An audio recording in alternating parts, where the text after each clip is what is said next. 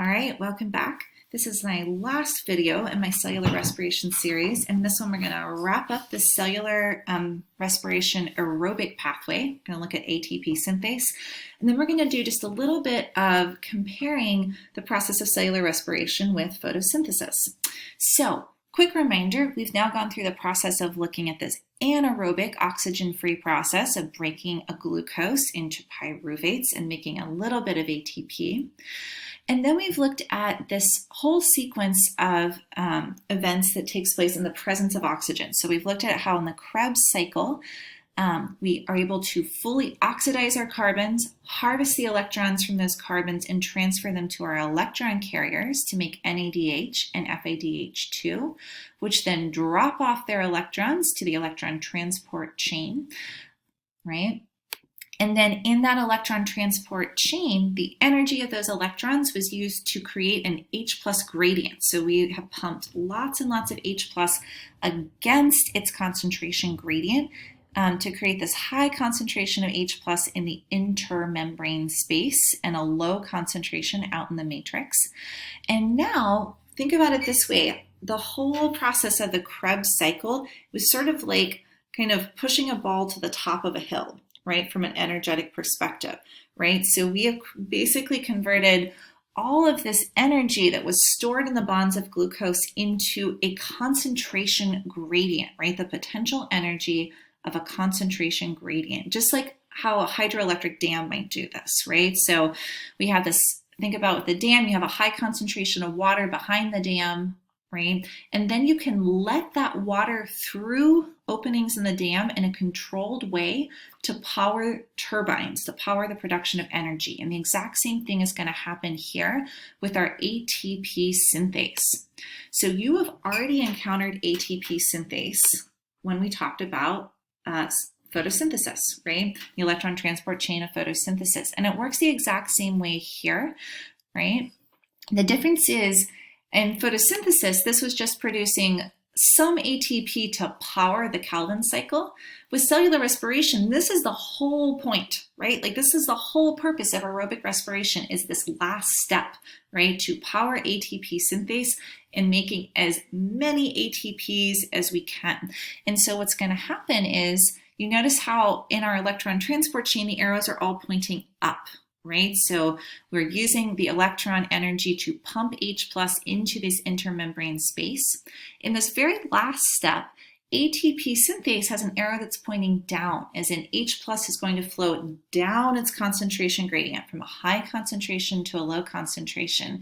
And just like letting water through a dam, this is actually going to rotate this ATP synthase protein, right? It's going to cause it to spin. The energy released from that H+ moving down its gradient is going to spin this protein complex. And then that spinning is going to then power this reaction, right? The addition of a phosphate onto an adenosine diphosphate to make adenosine triphosphate. And just a quick reminder, if we take a look at ADP versus ATP, this is basically now going in reverse, right? So our adenosine triphosphate synthase, or ATP synthase, is going to catalyze the formation of a bond between a third phosphate to an ADP. And now we have these energized ATPs. Think of these as like charged up batteries. And in fact, remarkably, one glucose, all the electrons you can harvest from one glucose in ideal circumstances, by the time we get to this ATP synthase, can power making 34 ATPs through ATP synthase. So a remarkable amount of ATP generated from this. And that is why, if it is possible to do aerobic cellular respiration, it is so much more efficient. And it's through the power of harvesting electrons, putting them into the electron transport chain, and using that concentration gradient to power ATP synthase. Okay, take a moment to check yourself. So complete this very last table. See if you can do it from memory. Pause the video. Okay, and let's see how you did. So I'm going to move this up to the top. Okay, so at this point, this H+ gradient we've created has been used to power ATP synthase and making lots of ATP. In fact, up to 34 possible ATP. So if we kind of do a quick ATP count here, during glycolysis, which is anaerobic, so this is sort of the first phase of cellular respiration for kind of pretty much every organism on Earth, we split a glucose in half and we're able to get 2 ATP, and that's it, right? If there's no oxygen present, you're done. You've gotten all the energy you can from that glucose. If you have oxygen present though, and you're a mitochondrial organism like an animal or a plant, you can now go on to the Krebs cycle and the electron transport chain and the ATP synthase process. The Krebs cycle makes a little bit of ATP, but its real purpose is providing energized electron carriers that will ultimately be used to create an H+ gradient to power ATP synthase, which makes an enormous amount of ATP relative to anaerobic respiration. Okay, so now, yay, we are organisms that have energy that can allow us to have our muscles contract, allow us to grow, allow us to pump in essential nutrients into our cells, to have cells divide and repair, all the things that we need to do to survive. Something I wanted to just kind of point out is the relationship between photosynthesis, which we learned about in our last unit, and cellular respiration. And so if you look at the equations here, they're essentially reverse processes, right? So photosynthesis is using carbon dioxide and water as an input to make glucose and oxygen. Cellular respiration, at least aerobic cellular respiration, is using glucose and oxygen as an input to make carbon dioxide and water.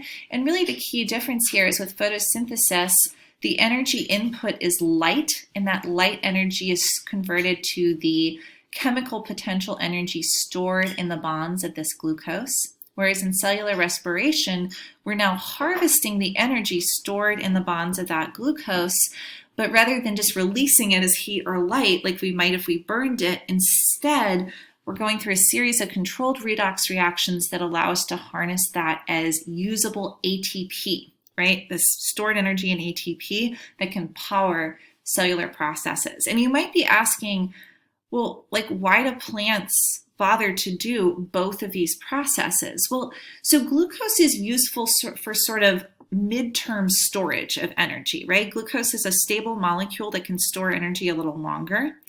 ATP is a very short-term molecule, right? So it needs to be used quickly, right? So it's what you need for immediate energy, right? And so really, you can almost think about it as like currency. Like glucose is like a $20 bill for energy, and ATP is like loose change for energy, where you need it for all these quick little bites of energy in the cell. So you really need both of these to be a functioning cell, which is why plants are going to do photosynthesis to make oxygen and glucose. And then that oxygen and glucose in a plant cell would go straight into its mitochondria and get broken down into carbon dioxide and water and used to make ATP energy. And then that carbon dioxide and water can power another round of photosynthesis. So if a plant is doing equal amounts of photosynthesis and cellular respiration, you would never actually see a net production or consumption of these inputs and outputs. However, for the most part, thankfully for us, plants actually do more photosynthesis than they do cellular respiration, which is why on net, plants tend to release O2. They make excess glucose that we eat by eating plants or things that have eaten plants, right? And that's kind of what allows all consumers like you and me to be able to exist on Earth. So thank you, plants. The other thing I wanted to point out when we look at this process is the parallels here, right? So remember that photosynthesis started with an electron transport chain, right? And in this case, the electrons were harvested from water, right? And then that oxidized oxygen is released as O2. In the case of cellular respiration, the process ends with an electron transport chain. And in this case, the electrons are deposited onto oxygen, right? So in photosynthesis, water is oxidized to produce oxygen. In cellular respiration, oxygen is reduced to produce water, right? So in photosynthesis, the ultimate source of electrons is water. And in cellular respiration, the ultimate destination of electrons is oxygen to form water, right? So it's sort of very parallel reverse processes. For both of these processes, the electron transport chain is using the energy of energized electrons to create an H plus gradient across the membrane. And then that H plus gradient is used to power ATP synthase, making ATP, right? And then both of these also involve cycles, right? So in photosynthesis, we had the Calvin cycle, right? And in cellular respiration, we have the Krebs cycle. Both of these are involving processing carbohydrates, but the Calvin cycle is actually reducing carbons to make a glucose, right? So it's using these electron carriers. Those electron carriers are dropping off electrons to reduce the carbons in CO2 in order to build glucose. Cellular respiration is the exact reverse process that's happening early in the process. So the Krebs cycle is instead harvesting electrons. It's oxidizing the carbons in glucose and transferring those electrons to electron carriers and then releasing those carbons as CO2. So there's lots of parallel reverse processes here. So all of your know-how from photosynthesis can really help you understand cellular respiration. And then just to help you think about the electron transport chain, electron transport chains were an incredibly powerful cellular process that was evolved in the history of life and are used in more places than this, but I think these are perhaps two of the most important places where we see electron transport chains. So reminder that in photosynthesis, the process started with an electron transport chain where those electrons powered ATP synthase. And that ATP synthase was used to then turn power the Calvin cycle, being able to make glucose.